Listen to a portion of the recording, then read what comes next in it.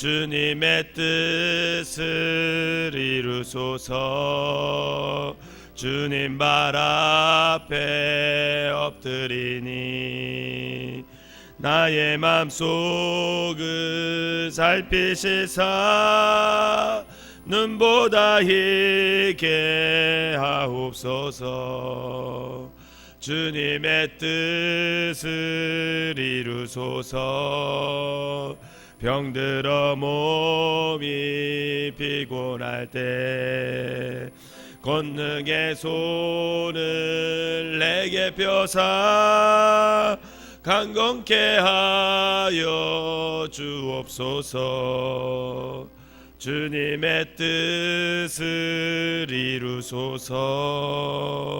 온전히 나를 주장하사 주님과 함께 동행함을 만민이 알게 하옵소서.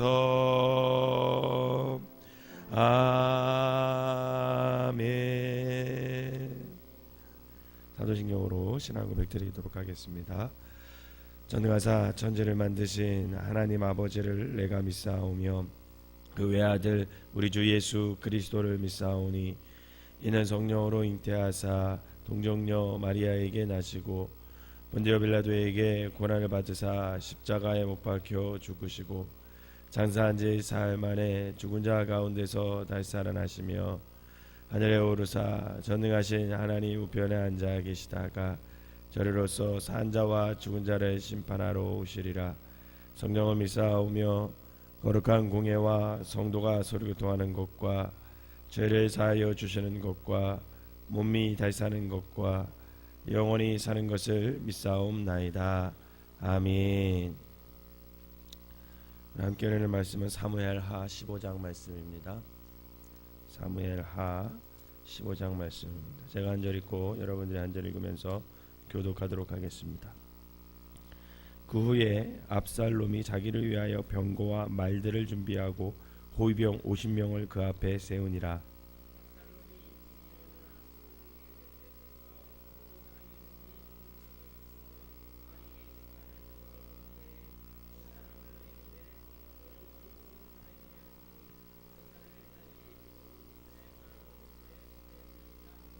압살롬이 그에게 이르기를 보라, 내 일이 옳고 바르다마는 내 송사를 들을 사람을 왕께서 세우지 아니하셨다 하고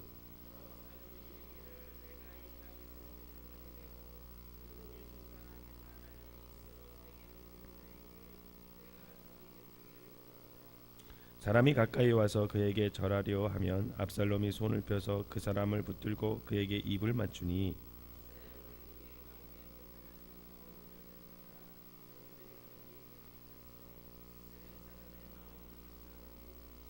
4년 만에 압살롬이 왕께 아뢰되 내가 여호와께 서원한 것이 있사오니 청하건대 내가 헤브론에 가서 그 서원을 이루게 하소서.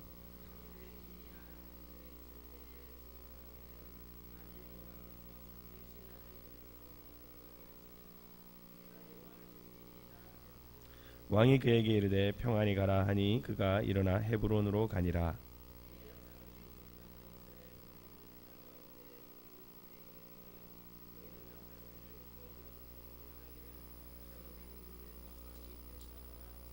그때 청함을 받은 200명이 압살롬과 함께 예루살렘에서부터 헤브론으로 내려갔으니 그들은 압살롬이 꾸민 그 모든 일을 알지 못하고 그저 따라가기만 한 사람들이라.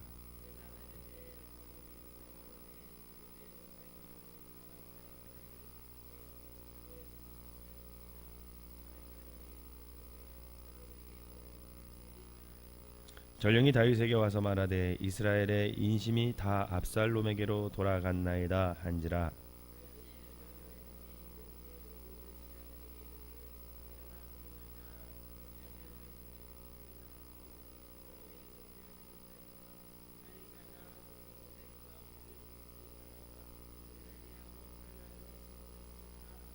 왕의 신하들이 왕께 이르되 우리 주 왕께서 하고자 하시는 대로 우리가 행하리이다.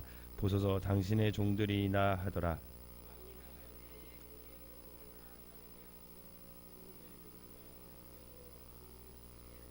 왕이 나가매 모든 백성이 다 따라서 벳메르하게 이르러 멈추었으니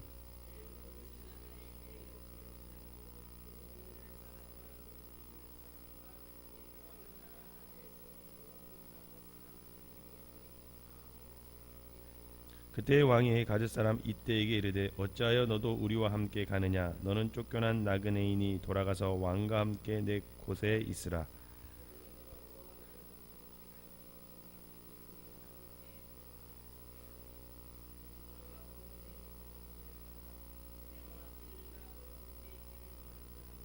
이때가 왕께 대답하여 이르되 여호와의 살아계심과 내 주 왕의 살아계심으로 맹세하옵나니 진실로 내 주 왕께서 어느 곳에 계시든지 사나 죽으나 종도 그곳에서 있겠나이다 하니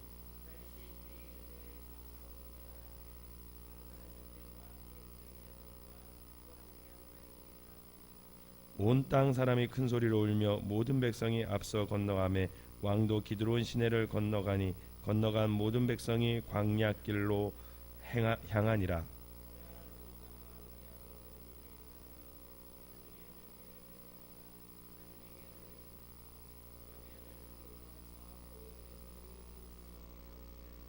왕이 사독에게 이르되 보라 하나님의 궤를 성읍으로 도로 메어 가라. 만일 내가 여호와 앞에서 은혜를 입으면 도로 나를 인도하사 내가 그 궤와 그 계신 대로 보이시리라.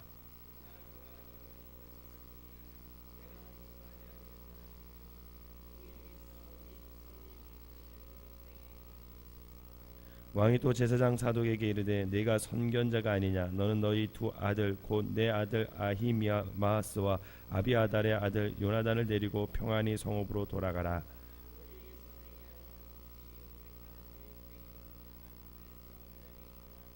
사독과 아비아달이 하나님의 궤를 예루살렘으로 도로 메어다 놓고 거기 머물러 있으니라.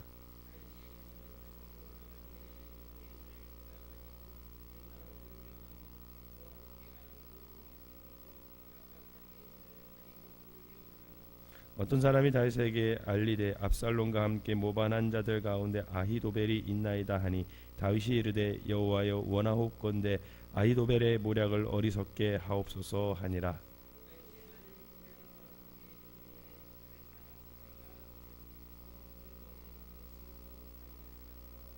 다윗이 그에게 이르되 내가 만일 나와 함께 나아가면 내게 누를 끼치리라.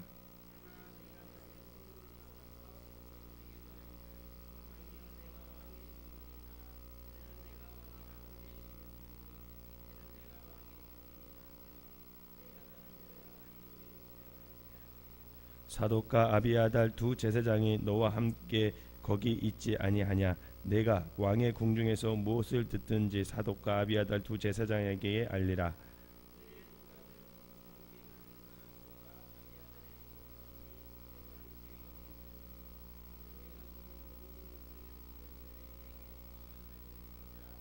같이 읽겠습니다. 다윗의 증거 후세가 곧 성읍으로 들어가고 압살롬도 예루살렘으로 들어갔더라. 아멘. 이 새벽에도 하나님의 은혜가 여러분들과 함께 하시기를 주님의 이름으로 축원합니다. 본문은 다윗에 관한 이야기입니다. 특히 다윗의 기록 가운데 오늘 말씀은 아들의 반역으로 인생의 가장 참담한 경우를 당하는 다윗의 모습을 우리는 본문에서 발견할 수 있습니다. 다윗에게는 정말 가장 힘들고 어려운 때이죠. 이런 경우에 사용되는 고사성어가 사면초가, 풍전등화 이런 단어를 쓸 수 있습니다. 지금 다윗이 그런 지경에 놓여 있는 거예요. 어디를 봐도 길이 안 보이는 그 순간, 정말 금방이라도 바람에 날려서 자기의 모든 것이 송두리째 날아갈 뻔일 것 같은 그런 위기 속에 그는 지금 지륵 같은 인생의 어두운 길을 걷고 있습니다. 다윗이 이런 상황이 어쩌면 다윗에게만 있는 것이 아니라 우리의 사는 삶을 그대로 대변해주는 모습일 수도 있습니다. 우리도 이러한 사면초가와 같은 또 풍전등화의 위기 속에서 살아갑니다. 더욱 이 시대의 남자들 또 이 시대에 살아가는 어머니들 다 그런 위기 속에서 살아가는 것 같습니다. 그런데 위기는 위험한 순간이지만 우리 그리스도인들에게는 그 위기가 위기로 끝나는 것이 아니라 우리에게는 기회로 다가올 수 있음을 여러분 믿으시기를 바랍니다. 때론 이 위기가 회복과 도약과 성장의 발판이 되기도 합니다. 그러기에 우리 그리스도인들은 지금은 우리가 힘들고 어려운 상황에 있지만 동시에 기회라는 믿음이 저와 여러분들에게 있어야 된다는 겁니다.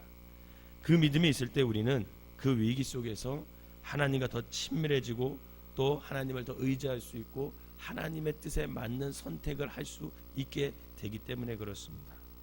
다윗은 그 믿음이 있었기에 그 위기를 잘 극복해 나갑니다. 그러면 그가 어떻게 위기를 극복했을까? 첫 번째 보면 다윗이 취한 행동을 우리가 주목해 볼 필요가 있어요. 본문은 다윗이 예루살렘을 떠나는 장면입니다. 말씀의 시작을 보면 예루살렘을 떠나는 다윗의 참담한 모습을 이렇게 표현해요. 30절 한번 우리 읽어보겠습니다. 30절 한번 읽어보겠습니다. 시작. 다윗이 감람산 길로 올라갈 때에 그의 머리를 그가 가리고 맨발로 울며 가고 그와 함께 가는 모든 백성들도 각기 자기의 머리를 가리고 울며 올라가니라. 아멘.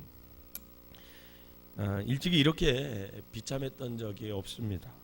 사울 왕을 피해 다윗이 쫓겨다닐 때도 그렇게 많이 울지 않았어요. 그는 지금 머리를 가리우고 울면서 예루살렘 성을 빠져나가고 있습니다. 당시 사람들은 형언할 수 없는 어떤 슬픔이 자신을 감쌀 때 머리를 감싸고 울었다고 합니다. 그렇게 슬픔을 표현했어요. 그리고 맨발로 갑니다. 맨발은 그 수치의 절정을 표현하는 모습입니다. 이처럼 맨발로 머리를 가리우고 하염없이 울면서 예루살렘을 지금 다윗과 그의 모든 사람들이 빠져나가고 있는 거예요. 여러분, 그럼 무엇이 그토록 다윗을 울게 했을까? 아마도 그의 재임 기간에 반역이라는 자체가 아마 고통스러웠겠죠. 그러나 더욱 힘들었던 것은 그 반역의 주체가 누구예요?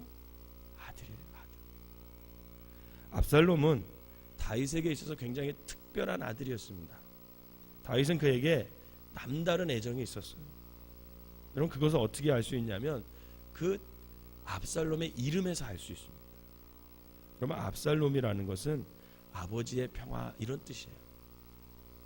다윗은 평화를 사모하며 이 아들을 통해서 그가 다스리는 이스라엘이 평화가 왔으면 좋겠다, 이런 마음에 그의 이름을 압살롬, 아버지의 평화, 이렇게 지어줬습니다.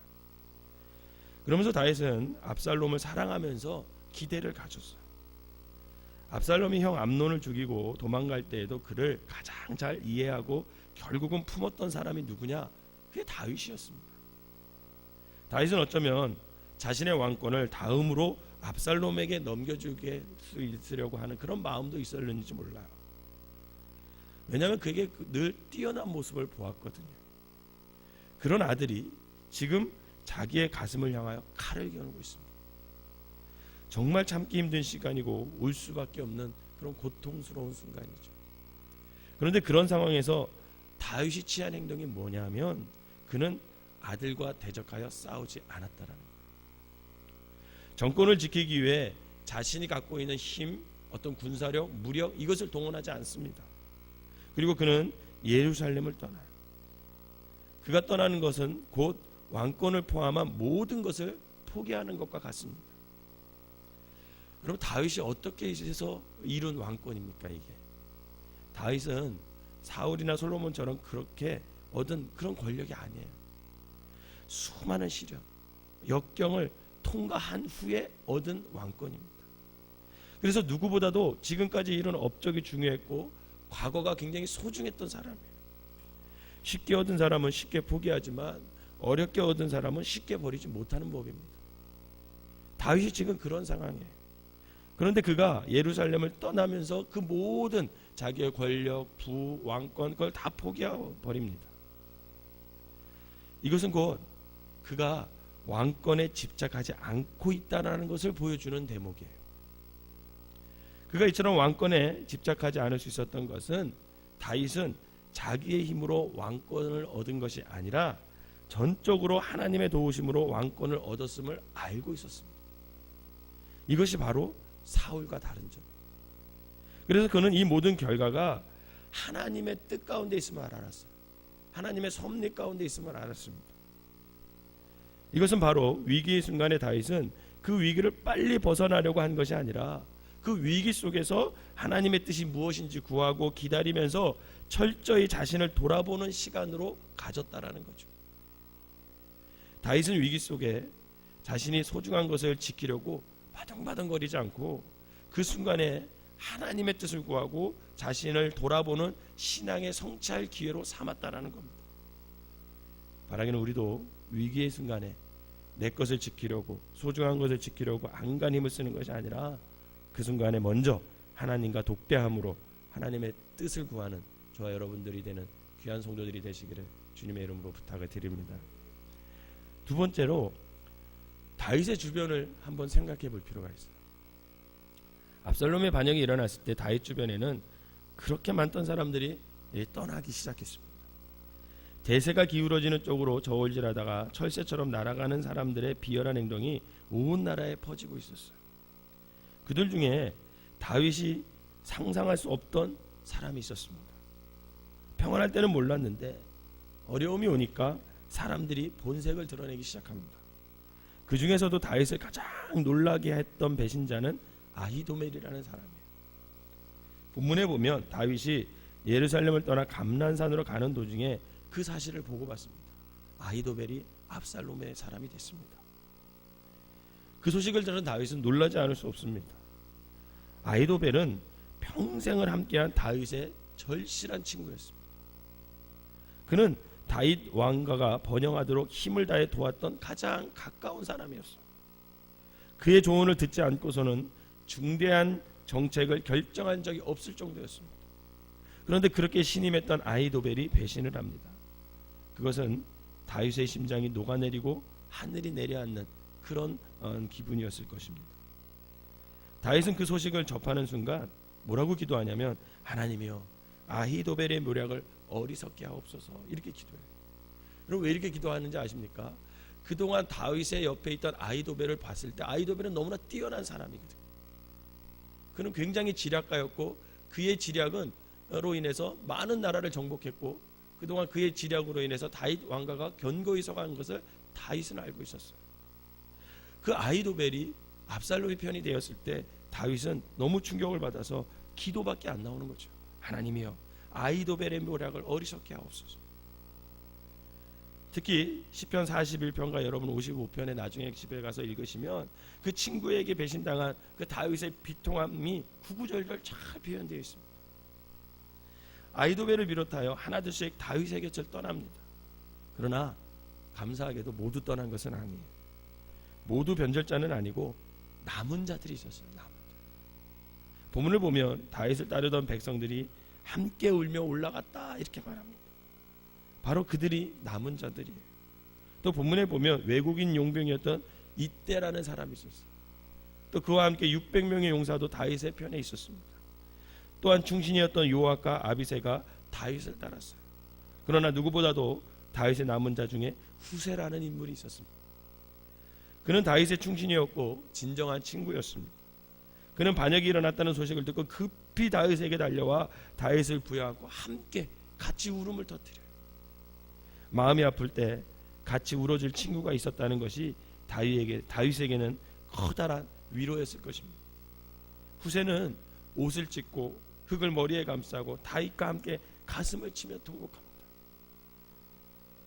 거기에서 그치지가 않죠. 후세는 다윗을 돕기 위해 위험을 무릅쓰고 다윗의 명령에 따라 압살롬의 모사로 들어갑니다. 거기에서 후세는 아히도벨의 모략을 막아내요. 아히도벨은 압살롬에게 지금 기가 죽어 도망가는 다윗의 일행을 당장 쳐야 한다 이렇게 주장합니다. 아히도벨의 지략이 맞습니다. 다음 장에 보면 나오는데, 그러나 후세가 그것을 막아요. 그때 아히도벨의 전략이 채택되었다면 아마도 다윗은 끝장났을 것입니다. 그 후에도 후세는 압살롬의 기밀을 다윗에게 계속 전합니다. 다윗의 용사들이 압살롬의 군사와 싸워 승리할 수 있는 결정적인 역할을 바로 그 후세가 제공하게 됩니다. 바로 이같이 다윗의 충신들, 용사들, 친구들이 다윗을 지켜주었고 왕권을 회복하는 데 큰 힘이 되어 주었습니다. 이들의 노력으로 결국 왕권은 후에 안정을 되찾게 되죠. 이처럼 인생의 험난할 때에 그래서 맨발로 울면서 걸어가야 할 그때에 다윗에게는 주변에 늘 그를 돕는 사람들이 있었다는 것. 반역이 일어나는 숨가쁜 현장에서 하나님은 다윗에게 돕는 자를 붙여주면서 다윗을 보호해 주셨고 다윗을 사랑해 주셨습니다. 결국 이들의 노력으로 결국은 다윗이 결국 왕으로 다시 복귀하게 됩니다. 후세, 이때, 요압, 아비새 이 모두는 다윗의 위로였고 결국 다윗의 힘이 되어 주었다는 거죠. 사랑하는 성도 여러분, 그래서 교회 공동체 안에서 교제를 포기하시면 안 됩니다. 그냥 교회만 왔다 갔다 난 하나님 앞에만 예배 잘 드리지 뭐 그러면 안 된다는 거예요. 교제를 통해 우리가 상처도 때로는 받을 수 있어요. 믿었던 사람에게 배반을 당할 수도 있습니다. 그러나 그럴 때 진정 나를 위로해 줄 진정한 동역자들이 분명히 있음을 여러분 믿으시기를 바랍니다. 하나님이 붙여주세요. 하나님이 사랑하는 자는 그 주변에 언제나 좋은 사람을 함께 동역자로 세워주신다라는 거예요. 다 떠나 아무것도 없는 것 같아도 반드시 내 주변에 남겨두는 사람이 있습니다. 같이 울면서 마음을 터놓을 수 있는 사람이 반드시 하나님께서 남겨두신다라는 거예요. 그래서 성도 간의 교제가 중요합니다. 그 성도 간의 교제를 통해 우리는 같이 울고 같이 손잡고 밤새도록 기도할 수 있는 동역자들이 있을 수 있다라는 거죠. 그래서 여러분 교제를 포기하시면 안 돼요. 신앙생활은 하나님과의 관계 굉장히 중요합니다. 그리고 성도 간의 이웃 간의 관계 또 그만큼 중요하다는 것을 여러분 아셔야 돼요. 하나님 위기 때 서로 위로하며 같이 기도함으로 힘이 되어주는 그런 진실한 동역자들이 되시기를 주님의 이름으로 축원합니다. 세 번째 마지막으로는 그가 지금 머문 곳을 우리가 주목해 볼 필요가 있습니다. 오늘 말씀을 보시면 다윗이 예루살렘을 빠져나가서 가장 먼저 찾은 곳이 어디냐면 감란산이라는 곳이에요. 여기 감란산은요 예배 처소가 있었던 곳입니다. 32절에 보면 성경은 그것을 하나님을 경배하는 마루터다 이렇게 소개합니다. 32절을 한번 읽어볼까요? 시작. 다윗이 하나님을 경배하는 마루터기에 이를 때에 아렉 사람 후세가 옷을 찢고 흙을 머리에 덮어쓰고 다윗을 맞으러 온지라. 아멘. 다윗이 하나님을 경배하는 마루터에 이를 때에 이렇게 표현되어 있어요. 예루살렘에 성막이 있었지만 감난산 꼭대기에도 하나님을 예배하는 처소가 있었습니다. 이곳에 가나안 정복 이전에는 이방신들에게 제사를 드리던 곳이었어요. 그러나 이스라엘이 가나안에 정착한 이후에는 하나님께 예배드리는 지방 성소가 바로 거기에 있었습니다. 물론 성전이 지어진 이후에는 없어졌지만 다윗 시대까지 남아 있었습니다. 지금도 그 흔적이 감난산에 가면 있어요. 다윗은 울면서 그 감난산 꼭대기로 갔습니다. 하나님을 경배하는 마루터에서 머물면서 그는 거기에서 하나님 앞에 엎드리는 거죠. 그리고 하나님을 부르며 다시 울면서 통곡합니다. 그것은 단순한 눈물이 아니에요. 그냥 왕권을 빼앗겨가지고 그냥 서러움의 눈물이 아니고 그냥 불안함에서 두려움에서 흘리는 그런 눈물이 아닙니다. 여러분 지금 다윗의 눈물은 자기를 한번 돌아보면서 흘리는 그런 통회의 눈물, 회개의 눈물이라는 거예요. 밧세바의 사건이 있을 때 하나님 앞에서 밤마다 눈물로 침상을 적시며 회개한 다윗이 이제는 압살롬의 반역이 일어나자 다시 자기를 또 한번 돌아봅니다. 그리고 이젠 하나님 외에 소망이 없다는 것을 알고 하나님을 전폭적으로 신뢰하는 그런 의지의 눈물, 그런 회개의 눈물을 지금 그 자리에서 흘리고 있는 거예요. 다윗은 반역이 일어났을 때 압살롬을 대항하며 싸우지 않았습니다. 그럼 힘이 없었던 것이 사실은 아니에요. 여러분 다윗이 누구입니까? 그는요 이방 나라가 벌벌 떠는 그런 용맹스러운 장군이었어요. 그가 마음만 먹으면 구테타를 일으킨 그 압살롬을 물리치는데 그렇게 큰 문제가 없습니다. 또한 다윗에게는 앞서서 소개한 용감한 군인들이 아직도 많이 남아 있었어요. 더욱이 반역의 핵심이었던 아히도벨만 처단하면 민심을 돌이키는 것도 사실 문제가 되지 않습니다. 그런 다윗이 자기 힘을 모아서 아들을 대적하기보다는 그것을 도핀을 택하고 하나님 앞에 다시금 찾아가는 모습을 택합니다. 이것은 전적으로 자기에게 책임을 묻는 거예요. 그는 모든 문제가 자기에게서 비롯된 것을 직감하고 있었습니다. 영적으로 깨어 있었던 거죠. 자신이 밧세바 범죄 이후에 끊임없이 소용돌이치는 이 가정과 나라의 그 불화 속의 핵심에 자기의 죄가 있었던 것을 알고 있었어요. 그래서 그는 하나님을 찾아가는 거예요. 하나님만이 살 길이고 하나님을 붙잡는 것이 문제를 푸는 열쇠임을 다윗은 직감적으로 알 수 있었습니다. 그래서 충신들은 싸우자 이렇게 말하는 뿌리치고 맨발로 걸어서 감람산 꼭대기에 있는 하나님을 경배하는 그 마루토를 찾아가는 거예요. 그리고 거기서 그는 통곡하면서 하나님의 이름을 부르기 시작합니다. 그런 하나님을, 그런 다윗을 하나님은 이끌어 주셔요. 그가 예루살렘을 떠나지만 그 길은 하나님을 찾아가는 길이 됐어요. 도망가는 길이 아니라 하나님을 향하는 길이 됐어요. 하나님을 만나러 가는 길이 되었어요.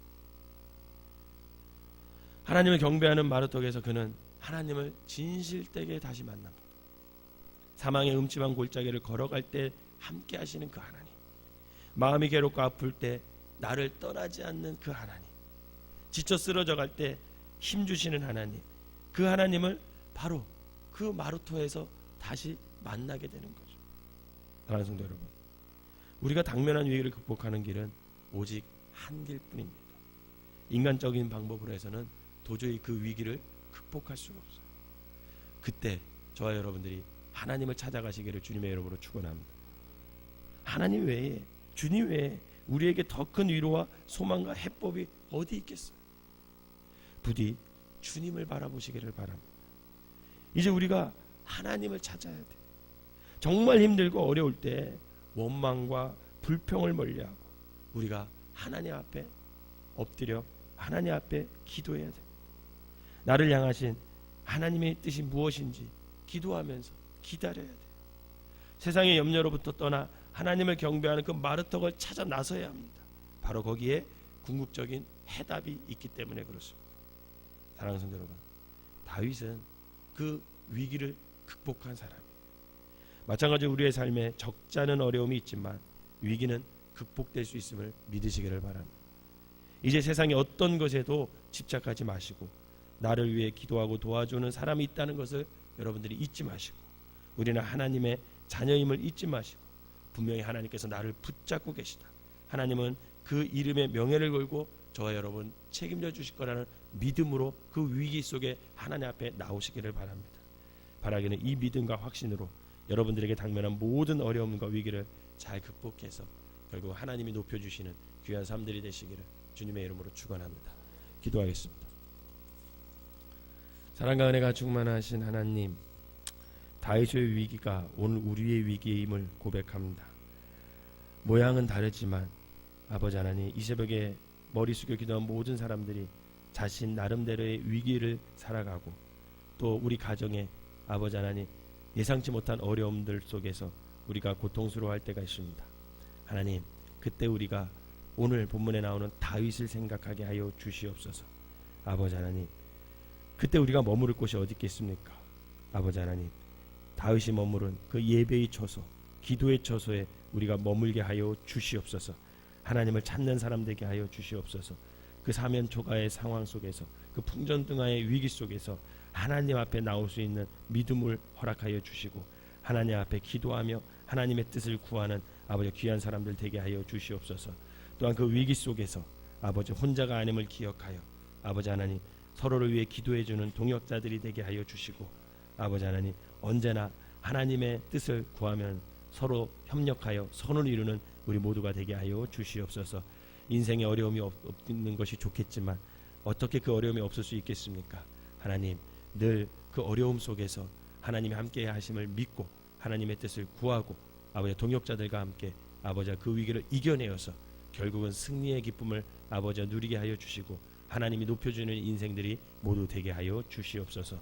오늘 귀한 예물을 드린 손길마다 하나님께서 축복하시고 저들의 삶 가운데 늘 하나님이 함께하여 주셔서 아버지 하나님 뜻대로 이끌음을 받는 귀한 삶들이 되게 하여 주시옵소서. 목사님께서 부흥회 중이십니다. 하나님께서 아버지 그 시간도 함께하여 주시고 아버지 하나님 무사히 부흥에 잘 다녀와서 아버지 하나님의 뜻을 이룰 수 있는 귀한 사역자 될 수 있도록 축복하여 주시옵소서. 오늘 하루도 주님의 뜻 가운데 거하게 하여 주시고 아버지 하나님 내 생각 아버지 내 감정대로 움직이는 것이 아니라 아버지 하나님의 뜻을 구하며 그 뜻대로 순종하는 귀한 하루가 되게 하여 주시옵소서. 예수님의 이름으로 기도하옵나이다. 아멘.